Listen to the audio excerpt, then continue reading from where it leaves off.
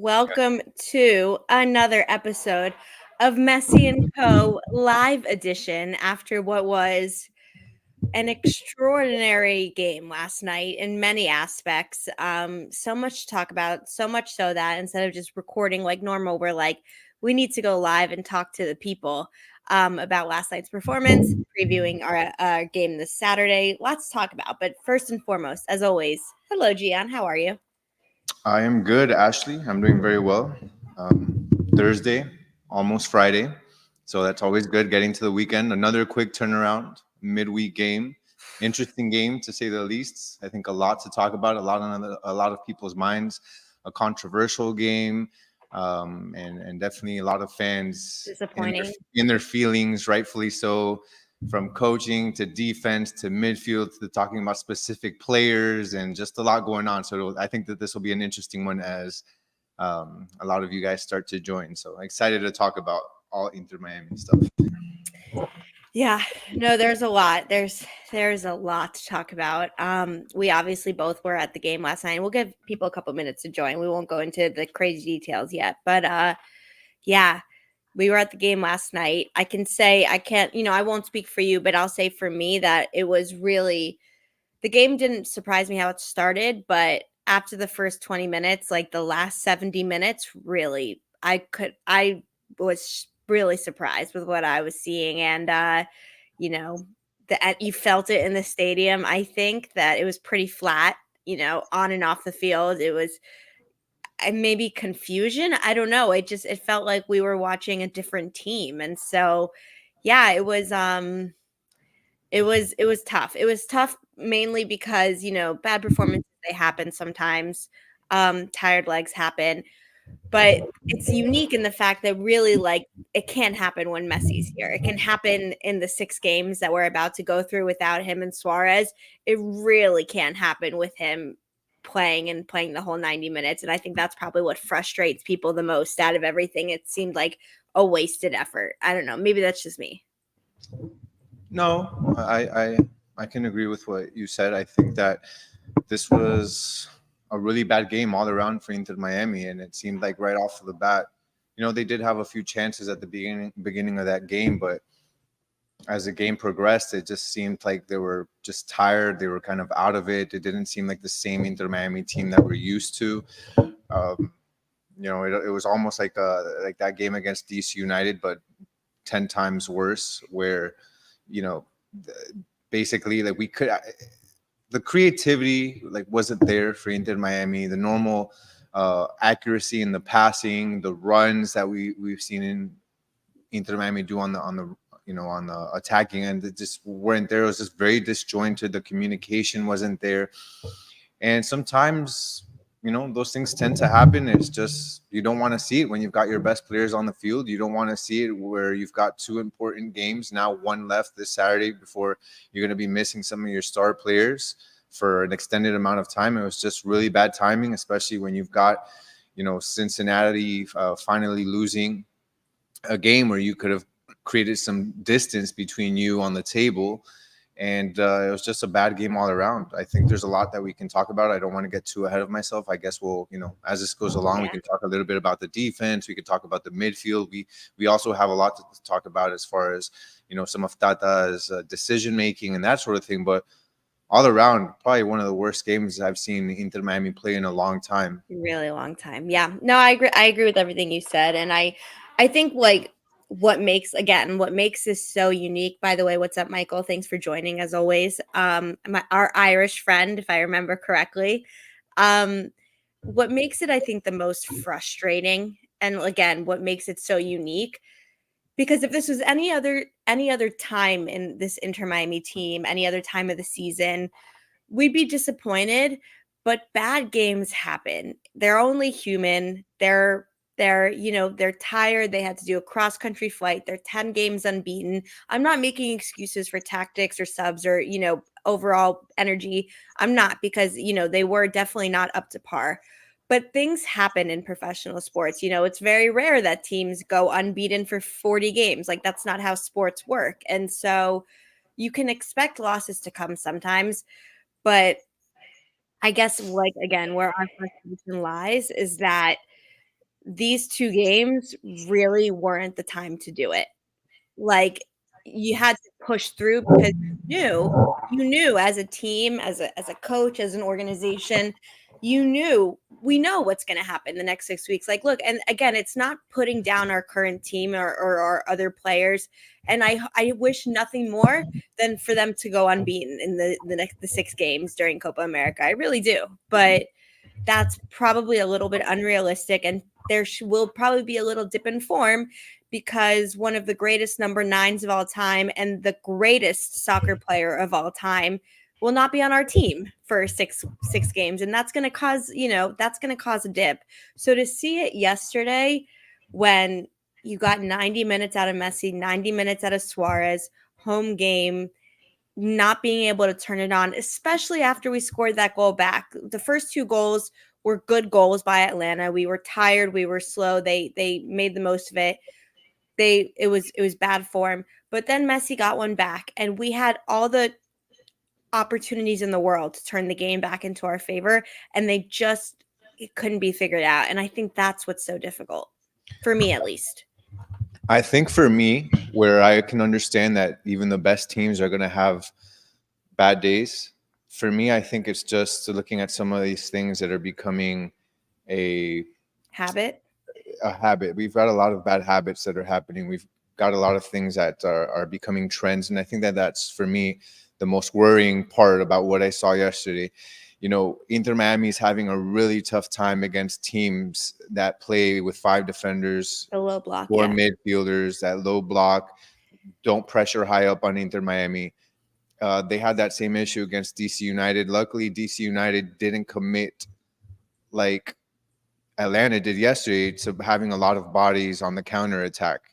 Whereas Atlanta, man, they played it like to perfection. They played those 5 defenders in the back, and as soon as they would get a counter attack, they had Wiley, they had Almada, they had Thierry, I think it is, and then their center forward that I'm not even going to try to pronounce his name because I'm going to butcher it, so I don't. But they just really committed to bodies on the counter attack, and that really hurt Inter Miami. Inter Miami has now had issues scoring against that. Against DC United, they were only able to score 1 goal.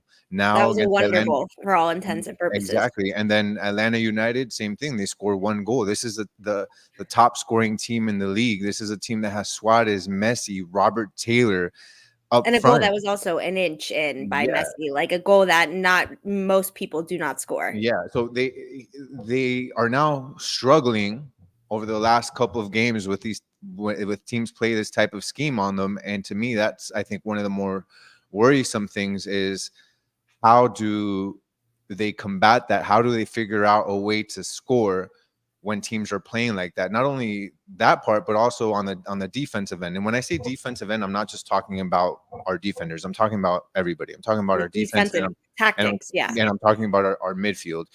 Our defense just doesn't look good right now. I think there's a lot of miscommunications. You've got guys marking the same players. I saw twice on 2 of our goals, you had Aviles and Christoph both marking the same player, Yeah. allowing another player to be wide open or allowing, somebody to be able to get a shot on goal that resulted in 2 goals. So those 2 guys aren't communicating correctly. The midfield, I saw Redondo just be completely lazy on a couple of plays, especially on that one where he should have stepped up against Almada when Wiley left the ball over to Almada. He didn't step up to him, which allowed which basically forced Aviles to step up on Almada, and Wiley went off free because Aviles should have ran with him, but he couldn't because Redondo was lazy. And same thing with Busquets. Busquets, on the other hand, he's playing way too high up on these teams that are giving Miami possession and playing that really low block. So then Redondo and On the Busquets transition, play yeah. really high up, and on the transition, you can't expect Busquets to run all the way back in time. He's not fast enough. And I think that those are things that he himself, as well as Tata, need to be cognizant of and make sure that somebody, whether it's Redondo or Busquets, is playing deeper no matter what the other team is doing. Because again, every time Atlanta had a counterattack, it was a chance at goal. Every single Yeah. time. This game could have easily, and this sounds like a joke, could have been No. 6-7-1. Like Yeah. literally could have been 6-7-1. Yeah, there were So no answers. so those trends are, I think, what's the most one game is not worrisome for me. Okay, it was a terrible night. It happens to the best of us. But I'm seeing these things The happen pattern. over and over and over again. And now you're going again into a stretch of 5 to 6 games where you're going to be missing some of your top players. Like, this is not good for Inter Miami. They need to figure this out soon. 100%. So there's a lot of things to unpack. And by the way, I've been putting some of the comments as you've been talking. We have a lot of people on this stream right now, almost at 200. Thank you all so much for watching. We figured everyone has a lot of thoughts, lots to say, lots to listen to. So we'll try and do our job at communicating a lot what we think, what you guys think, showing comments. Just want to say that. I think we should break this up into phases, right? And talk about different things because to your point, let me start with saying this. It's actually really interesting. And this is really going to be, I think, to some people, a crazy thing to say. And it is. It is a crazy thing for me to say. And it really doesn't count so much for Messi because it never will. But in terms of this team's makeup and the current tactical choices and the way our offense and defense is functioning, they are going to have to make changes with the personnel in order to beat it. And I don't know if they would make these changes if Messi and Suarez weren't going anywhere. What do I mean by that? Well, obviously Messi and Suarez are staying up top, okay? And are, obviously, and Messi not really, but Suarez is much slower than the center backs. Like it's just, it's not up for debate. He's still fantastic and he finishes and he has great opportunities and this, that, and the other. But he's much slower than the defense that he's playing against. And Busquets is as well. But based on what the team is doing and how our formation is and our tactics, the idea is just get the ball to Messi or Suarez in the middle in that final third, and they'll figure it out. And by relying on that, one, we're not using our wings. We barely used Robert Taylor last night. And, Messi moves centrally a lot. So we really didn't use the right side a lot. Okay, well, then that's that. And then what happens? Our midfield becomes, has a lot more responsibility now because, like we just said, our wingers are now out of play and Messi and Suarez aren't running back and forth and are staying in the central. So now your defense or your midfield has a lot more to do. And the combination, I can say with absolute certainty, of Gressel, Busquets, and Redondo is not going to work because and Redondo is just coming off of a very difficult injury, and so I'm going to cut him a little bit of slack.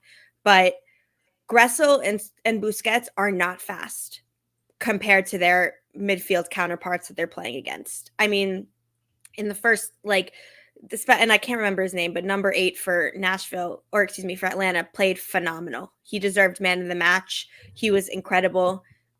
Just That's creating, maybe I think he's French, but creating those things. And so what am I saying? Well, what do you mean we're gonna be better without Messi? We're not gonna be better without Messi.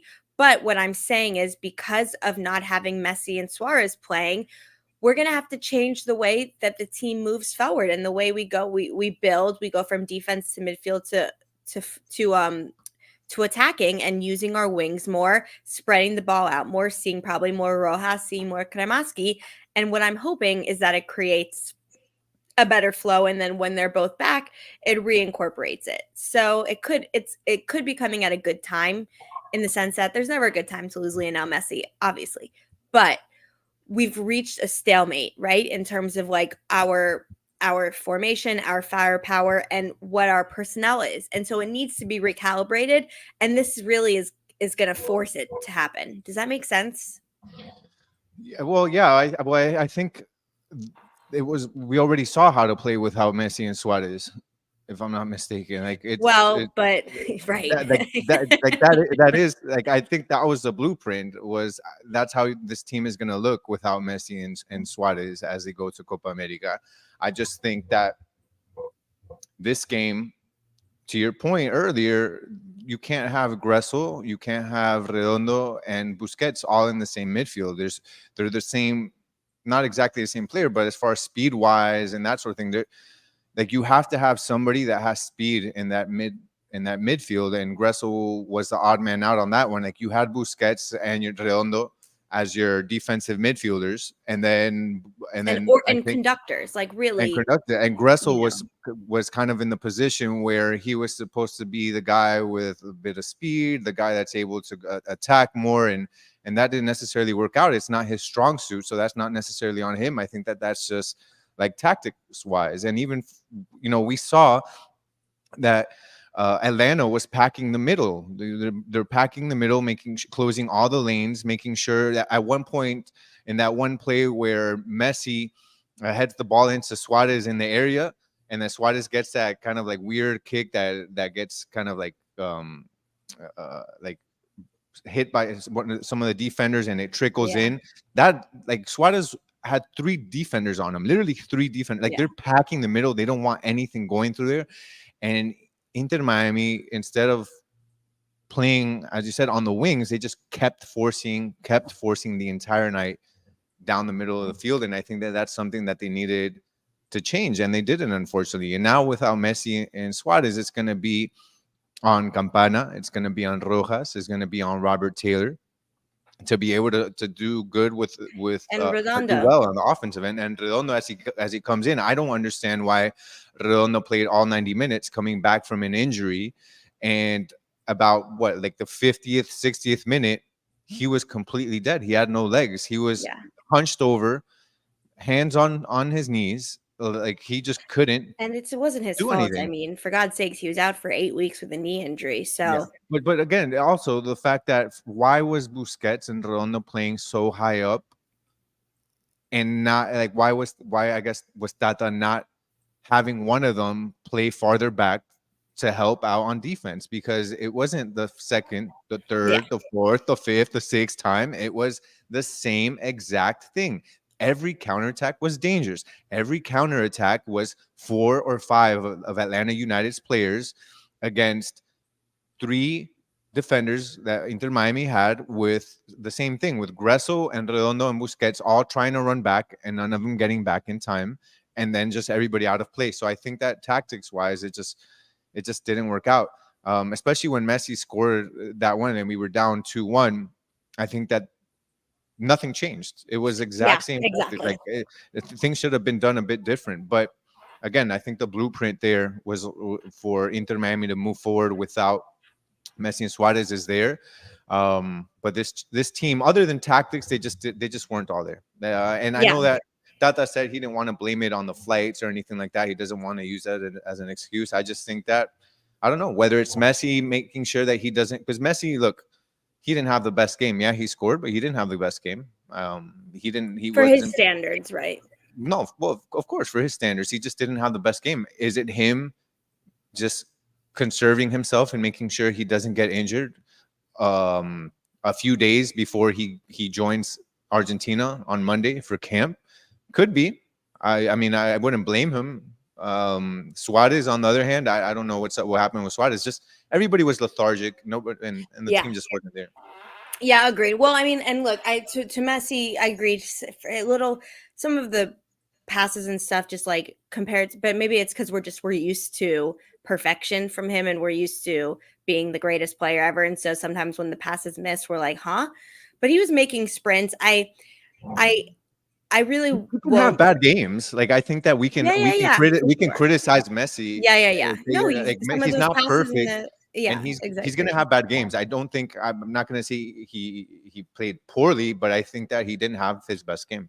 Totally. No, and I think that's fair.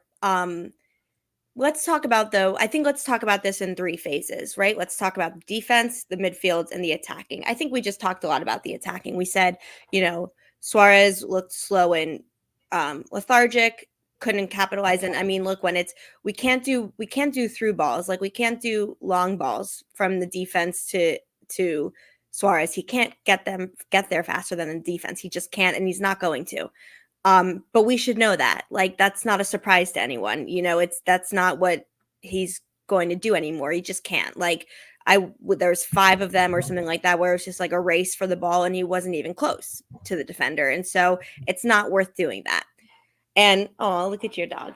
And not using Robert Taylor at all to their advantage again doesn't make sense to me. He was so impactful in Vancouver. He clearly has such a good skill set and ability to create and to score. Why is that happening? So that's the offense. Let's talk about the midfield because we touched on it a little bit, but the midfield was really the complete problem with the game. It was the problem from the offensive perspective, and it was a problem for the defensive perspective because the defense got because they were not put in positions to succeed. A lot of one-on-ones, two-on-twos versus, an Atlanta team that was moving full steam ahead. So where's the problem? Well, what can be solved? Busquets is not going anywhere. And to his credit, I mean, he can't chase. Like, he's just not fast enough, but that's not what he should be asked to do. We talked about this a lot in the beginning of the season. It's not what he should be asked to do. He's there to be a conductor. He's there to, when needed, to play back, play defensively when he's needed to. He's there to, help with the transition, do smart take fouls when needed, etc. Redondo, in my opinion, the first 30 minutes was sensational for coming back from 8 weeks. And I know you didn't feel as strongly, and I'll just say this for me. The second half, he was just way too slow. The first goal, he didn't come back, and the legs obviously is an issue. But in the first 30 minutes, it reminded me like he is sensational. He's great. He's so great. He's so young. He's such a good midfielder. And when his legs are under him and when they're put in good positions and the team is flowing, he's undroppable. So, and when we're thinking about the team at its full health and what we want to see, them two playing is the answer. Now here's where the question becomes, and it's the third midfielder. And a lot of the season has been a lot of people talking poorly about Gressel, me included sometimes. And it's not always fair criticism because he's played almost all of every single game. For the most part, he's done what Tata has asked for him. And if you want to say, well, Tata shouldn't be asking that, and that's wrong, that's a different conversation. But in this situation and in this formation, and when you're going to be playing with Redondo and Busquets in your best 11, Gressel can't be the third midfielder. He's not fast enough, and he's not creative enough, and he's not as much of a like a bullet that we can use. Who is, though, is Matias Rojas. And I think, in my opinion, moving forward, it has to be starting Matias Rojas over Gressel. And we don't know what starting lineups are going to look like, this, that, and the other, but in terms of midfield, and you tell me what you think just off of those, like, in my evaluation of those three is that, if we're being completely honest, Redondo and Busquets are not going anywhere. Redondo will keep getting his feet under him, and as long as he's healthy, they're the two choices. The third one, in terms of what we're trying to do, has to be adjusted. Yeah, Redondo and Busquets definitely aren't going anywhere. Redondo, I mean, I think it's just it'll be tough because it depends on what happens when Gomez gets back. I know that there are people that want Rojas. I know that when Gomez gets back, he's also one of the top dogs in the midfield. So I think we can see any combination basically of Busquets, Redondo, Gomez, or Busquets, Redondo, and Alba. My consideration, what I think is going to happen, I think it's going to be Redondo, Busquets, and Gomez. I think that's probably what Tata's probably favorite lineup is going to be. And then Rojas will be a guy that comes in the second half and can either play in the midfield, or he can go and take Robert Taylor's spot. Same thing with Cremaschi. I think Cremaschi is going to be a super sub also that's going to come out in the second half. And I think it'll all be situational and depending on where we are in the game, what the score is, that sort of thing. But I just know that when it comes to Busquets, it's tough to take him out just because of his playmaking ability. His passes from the midfield are just some incredible passes that he makes. The tough part is just putting him in the right spot where you don't, I think, you don't risk the defensive end. And I don't know what Tata's going to do, because he can also have Redondo be the guy that plays a bit more back and allows Busquets to kind of play a bit higher up and be more a bigger part of the offense.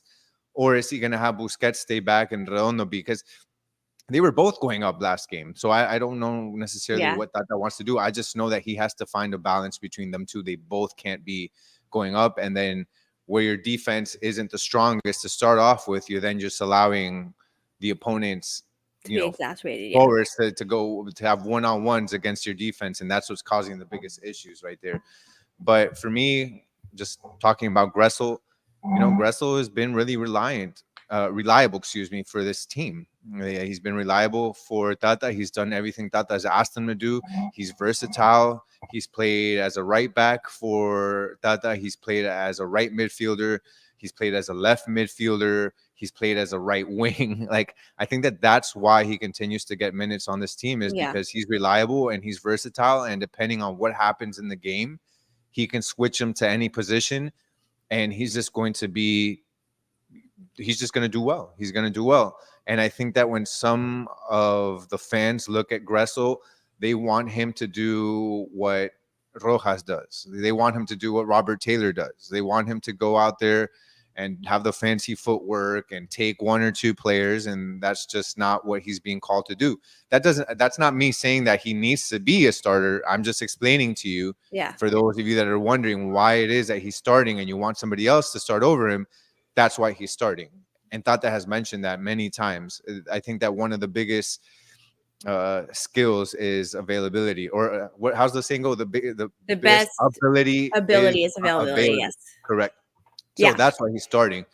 But again, when you've got guys like Redondo and Busquets, that begs the question: is, regardless of how versatile he is he still the best answer at that right midfielder spot? I think that when you have that combination, he might not be, in yeah, my eyes. yeah, and that's what I was gonna say. And you're completely correct. He was played because it was a need for the most part, and the need for that balance.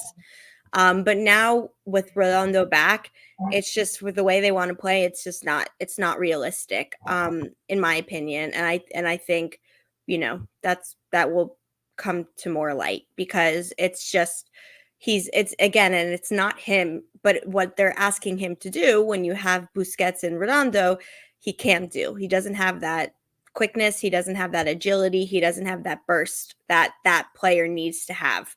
Um, but he's still, he again, there's definitely ways to play him, and needs for him, but not in the current setup. So we'll see. You can let us know in the comments what you think as well. The next area of the field that we got to talk about, and by the way, over 300 people and counting joining us. Thank you so much. We love talking to you. We love this community. It's awesome. Let's talk about the defense. Jordi Alba did not have a good game. I feel very confident in saying that. He got a golden opportunity, first of all, offensively, from Messi, that he should have got a shot on target by 100%, completely fluffed it. Couldn't do one-on-one, couldn't track back, couldn't make good passes. Bad game for Jordi Alba. But you know what? He played Vancouver, played amazing. Sometimes he can't always have a perfect game. Sergi Kristoff, I'm gonna go through the list, and then you go through yours. Sergi Kristoff played almost, I would say, like sublime, which is a very strong word to use. Was the reason that Atlanta did not score 7 goals.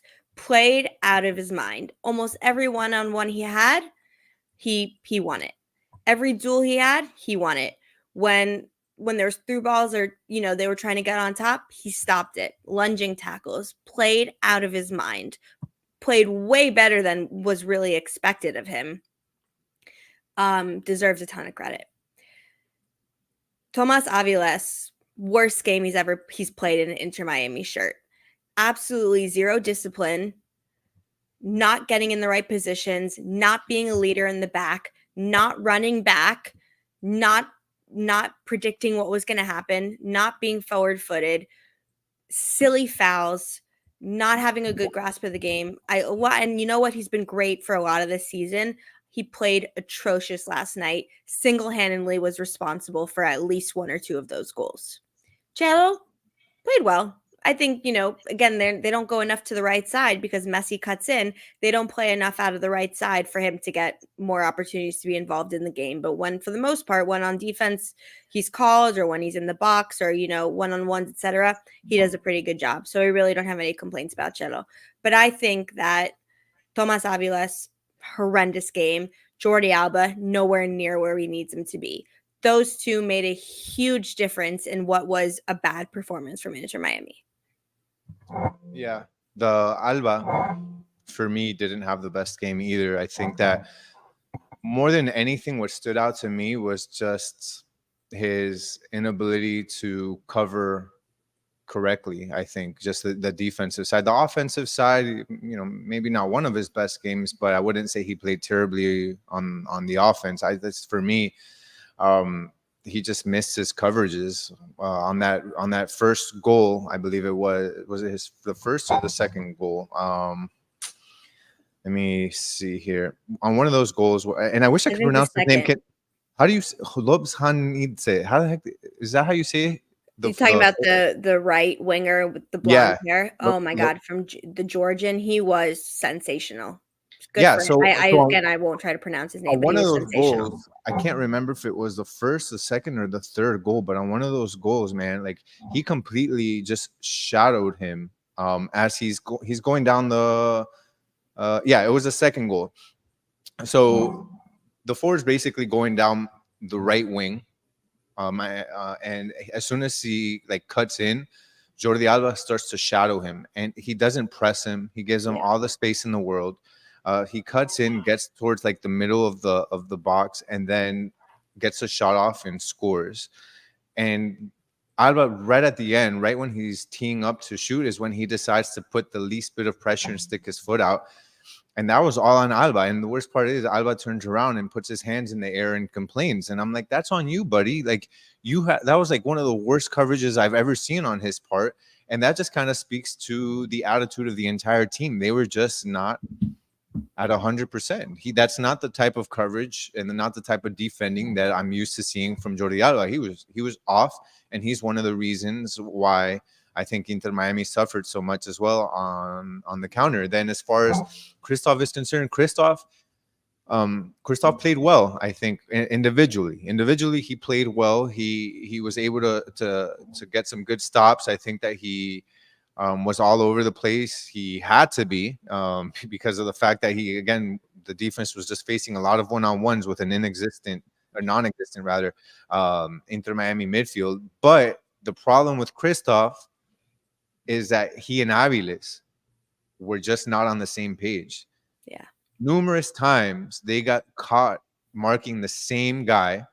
On the Georgians' first goal, when he's coming up, both he and Aviles are marking Tiare right in the middle, and neither of them steps up. Yeah. And that's why we get scored on. Like they were just off. The communication was off the entire game. And that to me is more of a collective part. And I think that Freire, before his injury, was kind of they had a sense of good communication between him and Aviles. They were on the same page. They understood each other's positioning, who is going to be where, who is going to cover what spaces.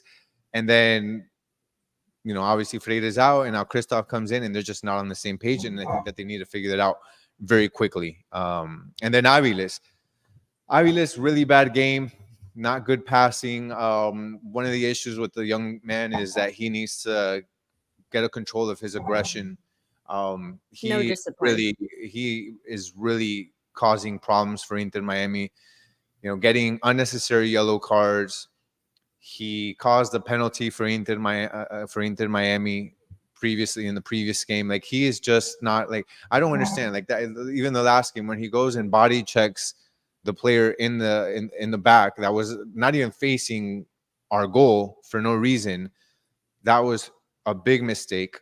Then now same thing, just his aggression. Like he needs to be able to control it. I think that it's good to have players on your team that are enforcers, that are aggressive, that are gonna sacrifice their body and all that. But he's just overdoing it, and he needs to know when to pick the right time in the right place. And I think that, obviously he's still, regardless, the best defender that we have. And I Yeah. know some may think that that's not saying much because, obviously we're struggling with our defense, but he's the best defender. He's not going to lose his spot, but he's No. young. He needs, I think some of the vets on this team need to teach him and, Yeah. and have him kind of rein that in and say, hey, it's good that you're aggressive. Just there's a right time and a right place. And then as far as Jello's concerned, I mean, look, I know that early on we kind of said, that he was maybe an upgrade over Yedlin, but I'll say this: like Yedlin, I think was better offensively. I'll be honest. I know some may disagree with me, but Yedlin had a lot better luck and did better on that right wing when it came to one-on-ones and creating space for himself and attacking and dribbling past defenders. I feel like he has that over Cello. I haven't seen Cello do well there. Maybe Cello's a bit better defensively, but that's not necessarily how Inter Miami uses that fullback position. They use them a lot on the attacking end, and I think that Yedlin kind of had a bit more over him on that. I don't see Cello much of an attacking threat for Inter Miami. And yeah, part of it's the way they play. Obviously, they don't attack necessarily as much through the right wing. A lot of the attack goes on the left side through Alba. But the chances that Cello gets, I don't think he's done much of it. He he also doesn't play like I don't know who necessarily he's supposed to associate himself with on the right because it's not necessarily Messi. Messi tends to move more towards Yeah. the interior part of the field. Maybe it's with Rojas or maybe it should be with Gressel, but he has nobody where he can play off of. Like Well, and that's another sort like of knock in the Gressel territory. Is like yeah, we said it many times in the games. It's Gressel doesn't create those pockets and those triangles to be able to move it like forward. it should be where Chelo, let's use Gressel as an example, or even Rojas, where like he should be able to touch the ball into Rojas and overlap, and then Yeah. Rojas play right back. Like we don't see a lot of that, so I don't know how much of that is on Chelo and how much of that it's on Gressel and Rojas. But to me, from an offensive standpoint, he hasn't really lived up to what I hoped he would on that end. But defensive wise, he hasn't been too bad in my eyes. Yeah. No, I think again, I think it's kind of like a mixture of, not putting him they're not putting him in good positions or, ways to succeed and move forward. Maybe it weighs on his confidence and then, XYZ leads to, the shortage. And so there's probably a lot of reasons, but yeah, I and part of what you said about the leadership and, Aviles, obviously the indiscipline, the young, all those things. It sort of leads or amplifies when I sometimes am disappointed in Jordi Alba because Jordi Alba, like last night, wasn't on his A game. And sometimes, you're not on your A game as a player, but like with the experience and the veteran and the leadership and the gamesmanship, then it's like use it for other things. Like Sergio Busquets, for example, when I watch him, if he doesn't have a great game or, makes a couple mistakes, this, that, and the other, he's never stopping dictating what everyone should do. He's never not a calm presence. He's never not working toward what he's supposed to do. And sometimes, his physical game and whatever, it doesn't always match with his mental. Jordi Alba, when his games aren't going his way, just becomes a child. Like it's really the truth. And he doesn't, he starts throwing fits. He starts to, throw his hands up and say, why is he doing this? He'll do cheap fouls. He'll try to instigate. And it's just, that's not what we need from him now because he's so brilliant still. And he's, one of the best left backs in history.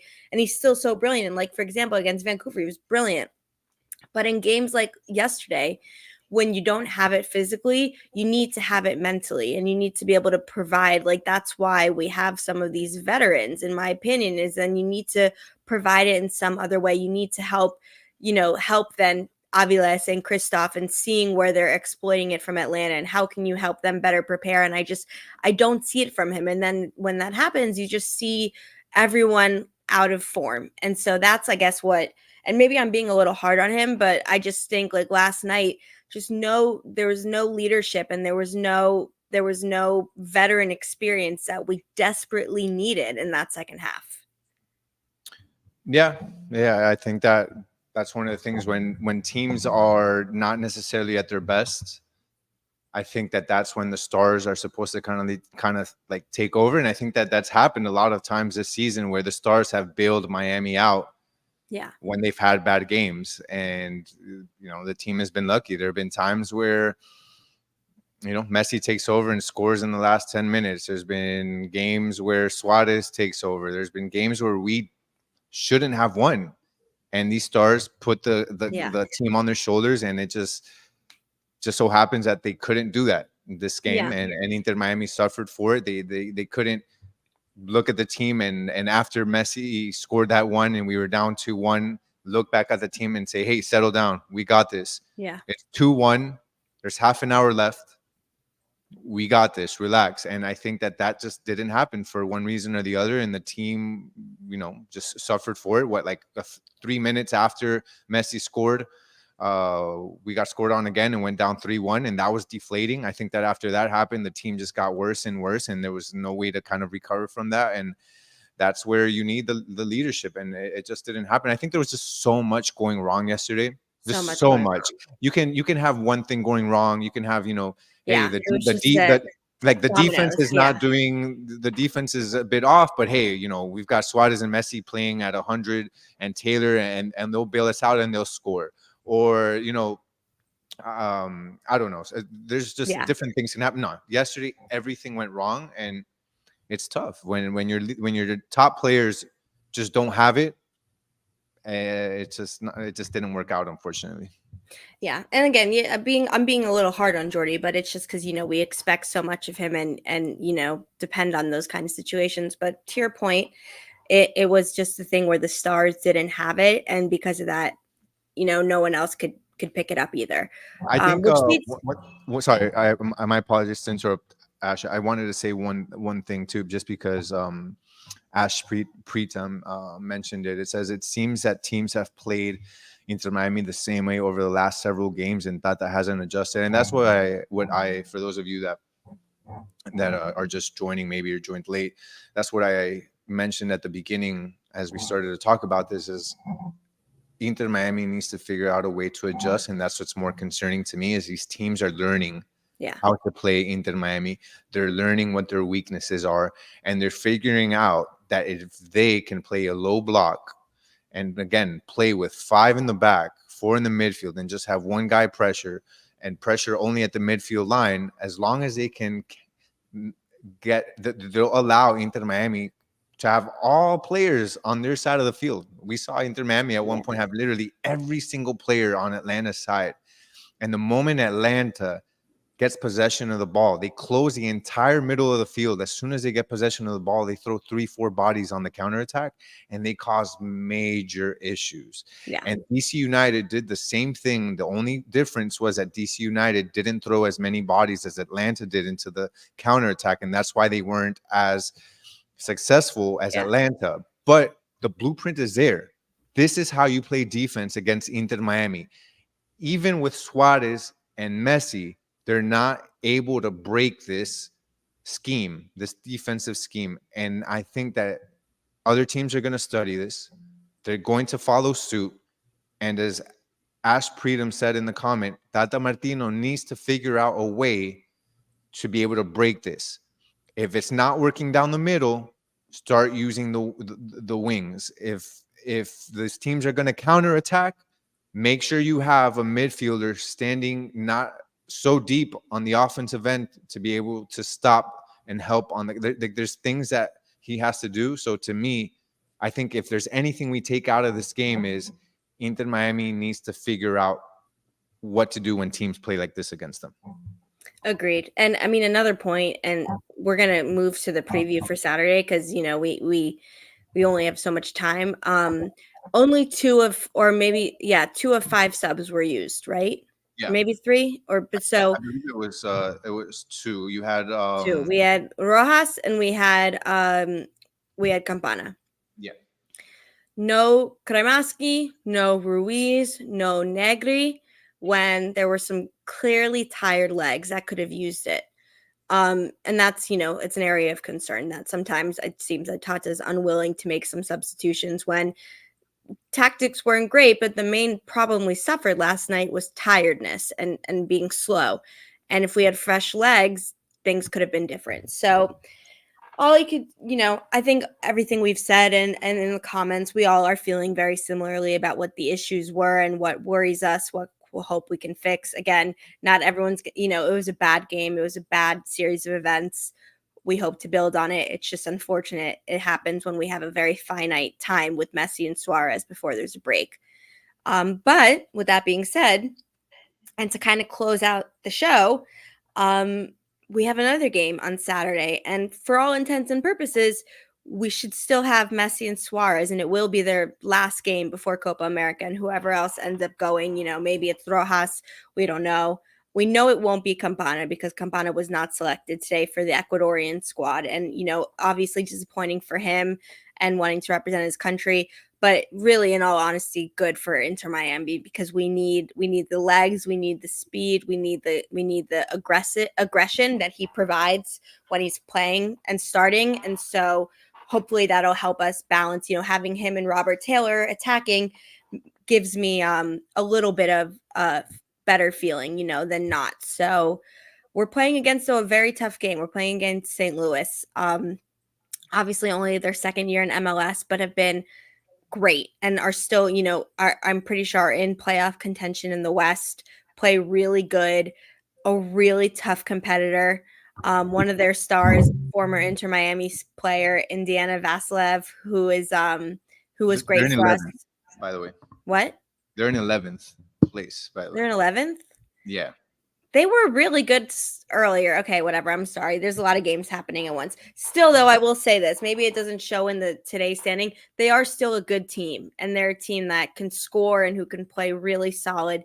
And, Atlanta was not playing well, and look what they did. So it's you don't know until you know. All I'm saying is that it's going to be a very difficult game. Miami got last night, and it'll be really important to see how Tata adjusts personnel, tactics, and how we can kind of turn this train around, knowing what we're going to be enduring for the next few weeks. Yeah, I think I'm looking at the tables right now and just kind of looking at St. Louis, and they're 11th right now in the West. They've lost their last 3 games, but I think that means nothing from what we've seen. Atlanta was 9 without winning. Yeah.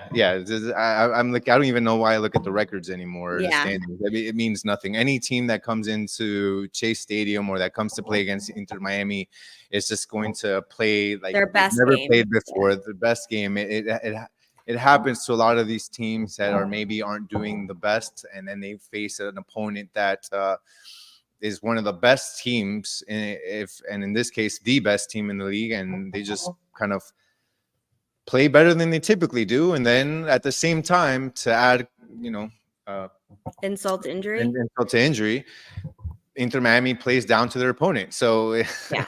So I think that I'm not even going to say it's going to be an easy game. I don't think it'll be an easy game. I think that it'll probably be a game similar to maybe not Atlanta, hopefully, but maybe a game similar to like DC United, where they will, they're a team that's gotten scored on a bit. St. Louis, they've gotten scored on 22 times. So I think they may be a team that's also going to play defensive towards Inter Miami and give Inter Miami possession of the ball. And Inter just has to figure out everything that they've been doing wrong over the last few games, which comes down to basically taking care of the ball, being more accurate with their passes, having players in the right positions, communicating well on defense, adapting to what the opponent is doing on defense. If it's not working down the middle of the field, open up wide to the wings.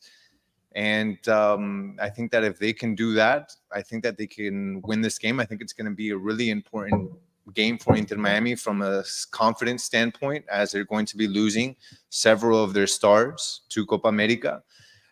If some of these players make it, I don't know exactly where the bracket would land as far as Uruguay and Argentina. If maybe both of them make it to the final or semifinal, you're talking about Uruguay and you're talking about Messi and Suarez possibly missing 5 to 6 matches, and that's a long time to be without them. I think that Inter Miami needs to win Saturday to kind of gain momentum into these matches. Campana hopefully gets some minutes and some, not just 10 minutes, not just 15 minutes. I hope he gets minutes so that he feels good and confident going into this stretch where he's probably going to be starting and playing the majority of every game. Yeah. So yeah, I think it'll be a tough game. I don't think St. Louis is going to make it easy, regardless of what has happened to them as of late. Regardless of them losing 3 games in a row, that means really nothing as soon as they get on the pitch. So yeah, I'm excited for this game. Obviously, we'll be there, and I hope that this team really blocks it in. They need to. They need to figure it out, and they need to figure it out from early. No more of this. We're a second half team, because that's what Inter Miami has been. Yeah. They kind of start off a bit lackluster, and then comes the second half is when they try to turn everything around. And sometimes it's just too late. It's Yeah. way too late. You want to get started off with the right foot right from the very beginning. Yeah, agreed. And I mean, look, there aren't obviously many bright spots to last night. One of them is that Cincinnati also lost home against Nashville, and maybe, or yeah, no, Columbus, no, Nashville. It was Nashville. And maybe a surprising result. Which means Inter Miami still, don't worry, Gian, we're ending it soon. You don't have to worry about the lighting. Inter Miami still get to keep their first place in the East, which is huge. So yeah, absolutely need to win on Saturday. In terms of any lineup changes or differences, I mean, maybe we'll see Rojas starting instead of Gressel. Maybe we'll see Rojas starting instead of Robert Taylor. Maybe we'll see a Kremaski in. I think besides that, everything else is probably going to stay the same. Again, a really important game, a big turning point. Hopefully, kickstarts, just like what Francisco just said here. These types of losses can help teams get back on track. I really hope so. It helped us, this was a 10-game unbeaten streak we were on. We had some bad form before it, and it made a huge difference. The team totally turned around. So agreed. Hopefully we will. I've seen 3 people guess 3-1, which I think is a good score line. I won't go too much in depth because, again, we're going to wrap it up. But I think Inter Miami will win, and I think they'll win 2-1. I think we'll get a little bit of scoring back. I still think the defense is going to be shaky, and there's going to be some issues with transition. I think it'll be a close game, but I think we'll figure it out offensively and yeah, win 2-1. What do you think? I'm also going 2-1. I think 2-1's a fair score. I think that this defense is really struggling, so I think it'll be tough for them to gain another clean sheet. Hopefully, yeah. I hope I'm wrong. If I'm wrong, I think it's 2-0. But I think, again, because of the fact that this team is struggling on the defensive end, and Christoph and Aviles aren't really understanding each other, they'll get scored on at least once. And then Inter Miami, I think it'll be 2 and not more than 2, because of the fact that I believe St. Louis is probably going to be played very, very defensive on this one. So yeah, I'm going 2-1. Agreed. Yeah. Okay, cool. Well, that's our predictions. And look, this has been a really great episode, a bit of a venting episode. We've had over 400 people watching in and out. And, it's so great to see everyone watching and giving their thoughts and creating just this community of people who love soccer, who love Messi, who love Inter Miami. It's been awesome. Like Gian said, we will be at the game Saturday. So I saw a couple of you saying you'll be there. If you see us, please say hi. We love to meet you. And we're hoping that we get back on track and we get a good win to send off some of our players to Copa America. And then it'll be a really big exercise for Tata, for some of these players who don't normally start, to try and pull out and, keep this team up and keep the season going. There's a lot of season left to play. I think we will, regardless, make the playoffs, of course. But, we hope to keep this form alive and keep the season going. So thank you all so much for listening and for watching. Make sure you're following us on Twitter/X at Messi and Co. Make sure you're following us on YouTube, 5 Reasons Sports, and that you are subscribed and that you have thumbs up. You leave a comment, you leave your score prediction, you turn notifications on. TikTok, Messi and Co. 5RSN. We're always posting clips and we're posting content. And this was great. So thank you so much for watching. We'll talk to you more on Saturday. Vamos Inter Miami. Vamos Inter. Let's go.